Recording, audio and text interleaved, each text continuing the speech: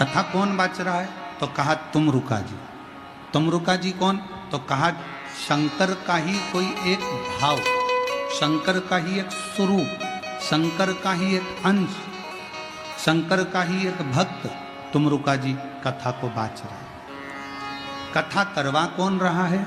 तो कहा स्वयं देव अधिदेव महादेव चंचुला देवी के पति को मोक्ष देने के लिए स्वयं यजमान बनकर कथा करवा भी रहे हैं, बाच भी रहे हैं और सुन भी रहे हैं, स्वयं शिव कर।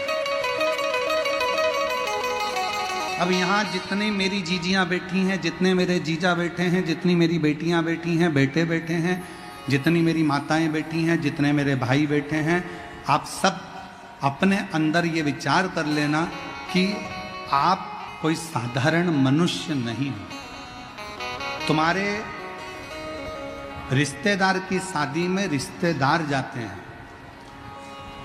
पड़ोसी के घर की शादी में पड़ोसी जाता है,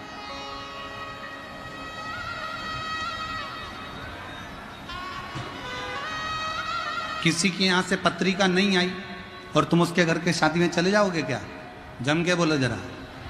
किसी के यहाँ से निमंत्रण नहीं आया तो तुम उसके यहाँ शादी में चले जाओगे? नहीं जाओगे। उसी तरह जैसे किसी के यहाँ से पत्रिका नहीं आती तो तुम शादी में नहीं जाते, किसी के यहाँ से निमंत्रण नहीं आता तो तुम शादी में नहीं जाते, उसी तरह शंकर भगवान का निमंत्रण तुम्हारे दरवाजे पर आता है, शिवजी तुम्हारा हाथ पकड़कर लाते हैं तो तुम शिव पुराण में आते हो। अगर शंकर भगवान तुम्हारा हाथ पकड़कर लेकर यहां नहीं आते सिंहेश्वर की भूमि पर तो तुम नहीं आते।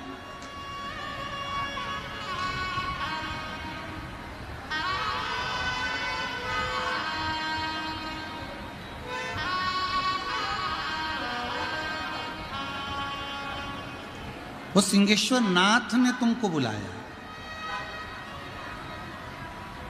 और ये वो पवित्र धरा है जहां पर केवल एक सिंहेश्वर नाथ ही नहीं, ब्रह्मा, विष्णु और महेश एक ही शिवलिंग के अंदर विराजमान है, जो आपको हाथ का झला दे देकर बुला रहा है। ये वो सिंहेश्वर है।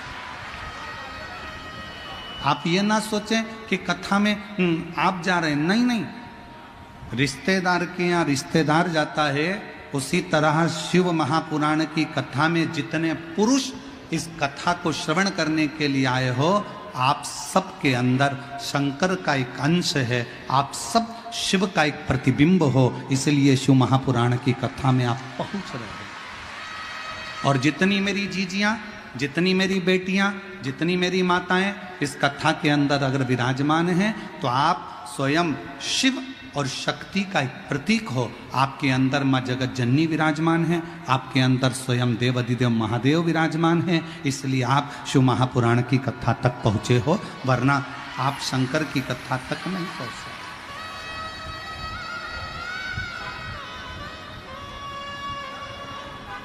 शिव रूपी श्वास,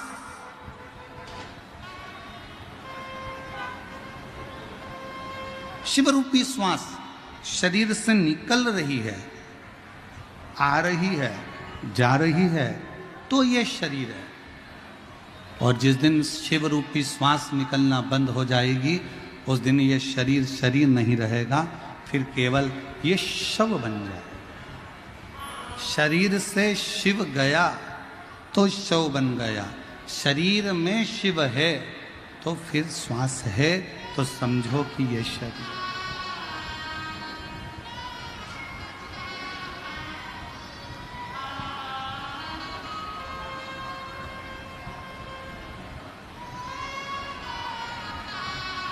और खाली न जाता कोई दर से तुम्हारे, खाली न जाता कोई दर से तुम्हारे, मैं भी खड़ी हूँ नन्ही बाहें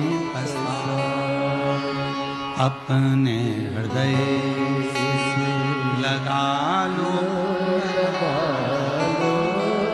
गिरा जा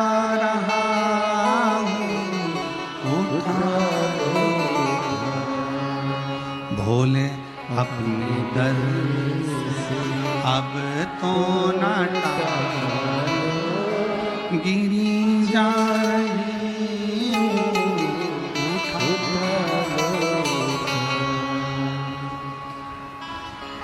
हम शिव को पहचाने तो लोग कहते हैं संसार बुरा है, लोग कहते हैं जगत बुरा है, लोग कहते हैं ये बुरा है, लोग कहते हैं वो बुरा है।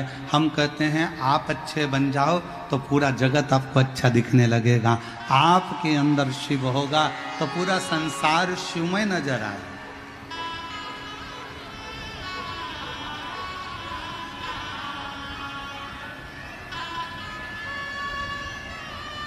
अच्छा बोलो मेरी जीजियों, उत्तर देना थोड़ा सा, बिहार की मेरी जीजियों उत्तर देना। छोटी सी कन्या में देवी का दर्शन करते हो कि नहीं करते हो? जम के बोलो, करते हो। नवरात्रि में कन्या भोज कराते हो, कन्या का पूजन करते हो, ठीक है। अब छोटी सी कन्या में तुमने देवी का दर्शन किया, वही कन्या जब शादी के मंडप में जाती है, फेरे होते हैं, विवाह होता है, मंगल पाणीग्रहण संस्कार होता है,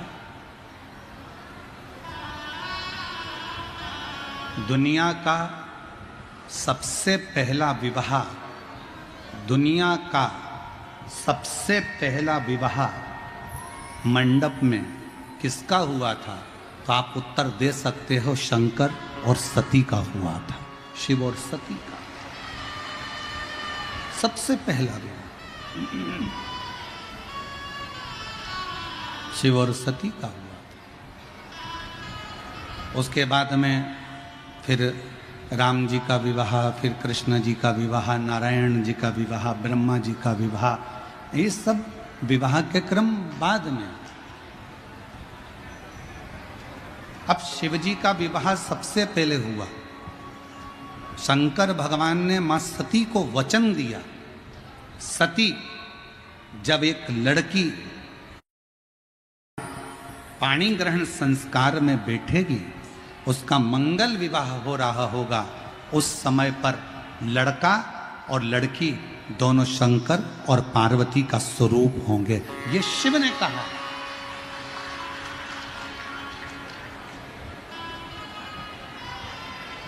आपके यहाँ का हमको नहीं मालूम बिहार का, पर हमारे यहाँ ऐसा नियम है, लड़की को अगर हल्दी लग जाती है तो घर की माँ फिर उससे काम नहीं कराती है।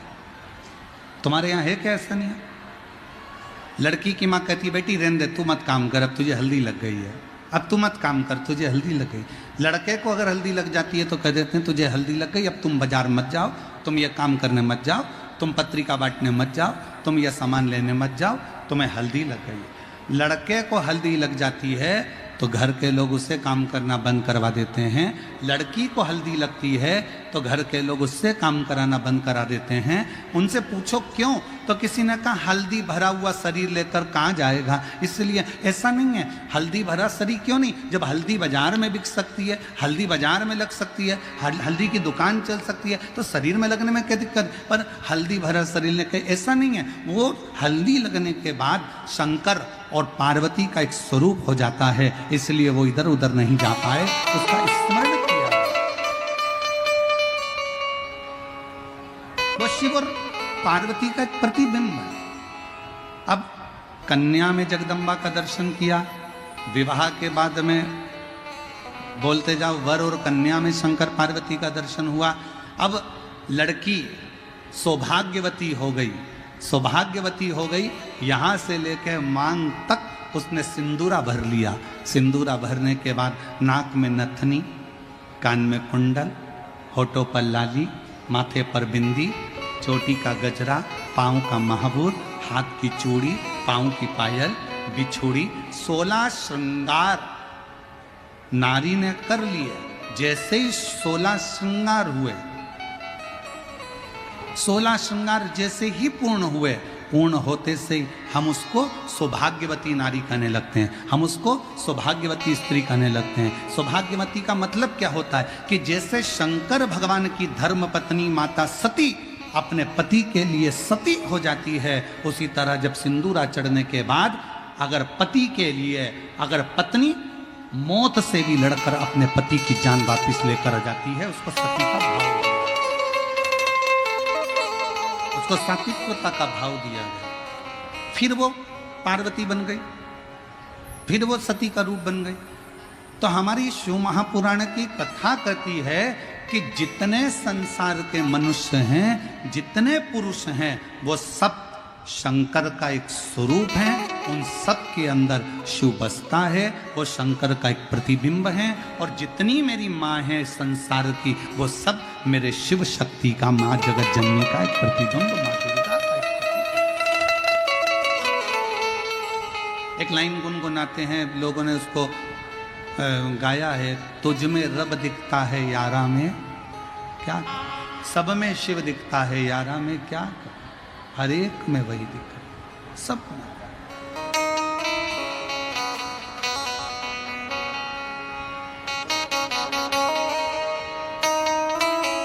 सब में वही है। ऐसा कोई स्थान नहीं जहां पर वो नहीं। वो कहते हैं ना, पीते शराब हैं और कहते हैं नशा खराब है। पीते शराब हैं और कहते हैं नशा खराब है। खुद कुछ नहीं करना चाहते और कहते हैं किस्मत खराब है। हर एक व्यक्ति का यही मांजरा है, हर एक व्यक्ति का यही मांजरा है। खुद अच्छा देखता नहीं और कहता है जमाना खराब है।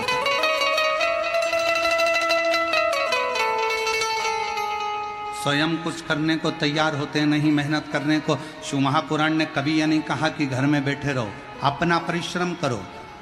बच्चे को अगर बेलपत्र चढ़ाने का बोलो, बच्चों को अगर शहद की बेलपत्र लगाने का बोलो, तो ये बात भी बोलो कि सियोर वाला महाराज अपनी प्रत्येक कथा में कहता है कि अपनी पढ़ाई को 4 गुना बढ़ाना है, अपनी एजुकेशन को 4 गुना बढ़ाना है, अपने अध्ययन को 4 गुना बढ़ाना है, अपने परिश्रम को 4 गुना बढ़ाना है। रात दिन एक कर दो और फिर परीक्षा देने जाओ तो एक बेलपत्री पर शहद लगाकर शंकर को चिपकाकर फिर जाओ, रिजल्ट तुम्हारे पक्ष का।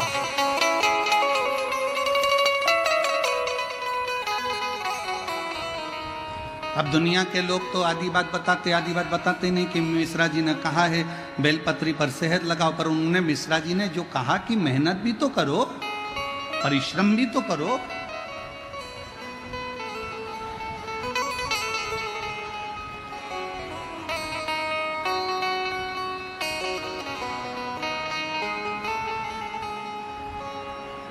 जब हम मेहनत ही नहीं करें, परिश्रम ही नहीं करें, तो शिव कैसे फल दें? थोड़ी मेहनत हाथ की, बाकी कृपा भोले नाथ की। थोड़ी सी मेहनत, थोड़ा सा संघर्ष। सीए की पढ़ाई कर रहे हो, इंजीनियरिंग की पढ़ाई कर रहे हो, डॉक्टर की पढ़ाई कर रहे हो, आईपीएस ऑफिसर बनने के लिए तैयारी कर रहे हो, खूब पढ़ो। ये कभी मत सोचना कि मैं बन ही नहीं सकता। दुनिया की ऐसी कोई कुर्सी नहीं, कोई सिंहासन नहीं जिस पे तुम नहीं बैठ सकते। बस तुम्हारे अंदर का जुनून जाग